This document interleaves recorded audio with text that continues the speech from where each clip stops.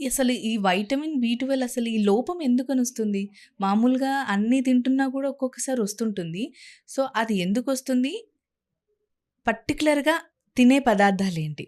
Okay. So, ఇక్కడ మనం చూసుకున్నట్టయితే ఇందాక నేను చెప్పినట్టు వైటమిన్ బి12 నేను తీసుకుంటున్నాను. హ్మ్. నాకొస్తుందని అనుకుంటారు. హ్మ్. 2 సోర్సెస్ ఉంటాయండి వైటమిన్ బి12. ఒకటి వెజిటేరియన్ సోర్సెస్‌లో చాలా తక్కువుంటాయి. ఓకే. మెయిన్‌లీ మేజర్‌గా చూసుకున్నట్టయితే వైటమిన్ బి12 నాన్ వెజిటేరియన్ సోర్సెస్ ఫుడ్స్‌లోనే ఉంటుంది. ఓకే. సో, మనకిప్పుడు వెజిటేరియన్స్, నాన్ వెజిటేరియన్స్, ఇంకా ఎగిటేరియన్స్ అంటాం. So, okay. ఎగిటేరియన్స్‌లో కూడా అంటే ఎగ్స్‌లో కూడా వైటమిన్ బి12 ఉంటుంది. కానీ ఓకే. చాలా తక్కువుంటుంది. ఓకే. పర్టిక్యులర్‌గా ఎవరైతే నాన్ వెజ్ తినరో వాళ్ళు డెఫినెట్‌లీ ఎగ్ ఇంట్రొడ్యూస్ చేసుకుంటే కొంచెం వచ్చేస్తుంది వాళ్ళకి. Okay. And non vegetarian sources వాళ్ళు తీసుకున్నప్పటికీ కూడా ఎగ్జాంపుల్ మీరు నాన్ వెజిటేరియన్ అనుకోండి. నాన్ వెజిటేరియన్ రోజు తింటారా? లేదు. లేదు. సో, ఇక్కడ ఏంటి అంటే మనకి రిక్వైర్మెంట్ ఆఫ్ ప్రోటీన్ ఎలా ఇంపార్టెంటో అలా వైటమిన్ బి12 అనేది కూడా చాలా ఇంపార్టెంట్ అనమాట. సో, రోజుకి 2.4 కంపల్సరీ మన డైట్‌లో ఉండేలాగా చూసుకోవాలి. ఓకే. ఆర్‌డీఏ ప్రకారం చూసుకున్నట్టయితే. ఓకే. సో, అంత మనం తీసుకుంటున్నామా అంటే తీసుకోవట్లేదు. సో, ఈ సోర్సెస్‌లో వెజిటేరియన్ సోర్సెస్‌లో చాలా తక్కువ అనమాట. And okay. ఫార్టిఫైడ్ ఫుడ్స్ అంటారు. అంటే ఓకే.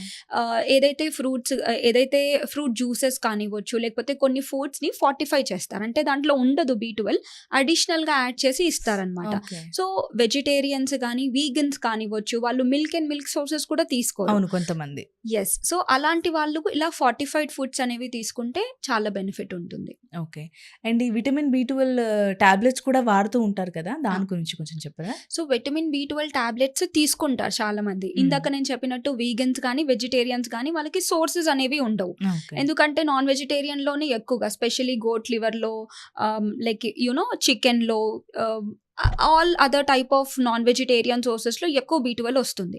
సో, బేసికల్లీ ఎక్కువగా డెఫిషియన్సీ ఉండేవాళ్ళు ఎవరు? Vegans, vegetarians.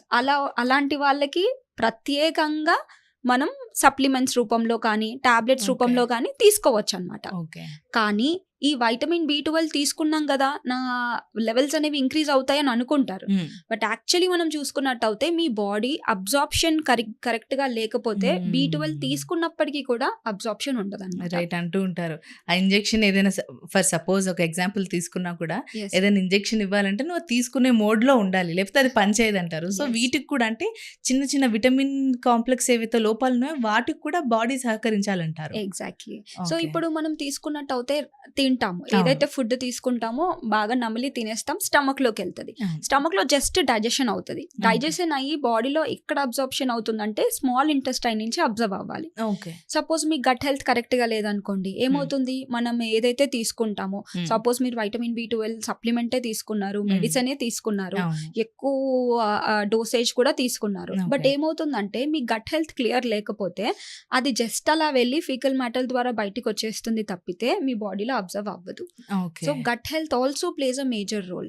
అండ్ ఇంకా కొన్ని కండిషన్స్ మనం చూసుకున్నట్టయితే ఏవైతే మెడికేషన్స్ తీసుకుంటారో అవును. బికాస్ చాలా మంది ఏదో ఒక ప్రాబ్లమ్ తోటి ఉంటారు. అవును. సో, వాళ్ళు యాంటాసిడ్స్ తీసుకోవడం కానీ, లేకపోతే హైపర్ టెన్షన్ మెడికేషన్స్ తీసుకోవడం కానీ, so different kinds of antibiotics అంటారు. ఇలాంటివన్నీ వాళ్ళు తీసుకోవడం వల్ల ఏమవుతుందంటే ఈ వైటమిన్ బి12 అనేది అబ్జార్ప్షన్ అంటే ఇంటరాక్షన్ ఉంటుందన్నమాట. ఓకే. సో, ఒక డ్రగ్‌కి ఇంటరాక్షన్ అనేది ఉంటుంది. అప్పుడు కూడా మంచి వర్క్ చేస్తారంటారా? లేకపోతే చేయదా? సో, ఇలా ఇంటరాక్షన్స్ ఉన్నప్పుడు మనం ఏదైతే వైటమిన్ బి12 తీసుకుంటామో సరిగ్గా బాడీలో అబ్జర్వ్ అవ్వదన్నమాట. Okay. Okay. So, okay. Vitamin బి12 తీసుకోవడానికి కూడా మీరు ఏ మెడికేషన్స్ తీసుకుంటున్నారు, ఇది దేనితోటన్నా ఇంటరాక్ట్ అవుతుందా లేదా అని చెక్ చేసుకొని తీసుకోవడం అనేది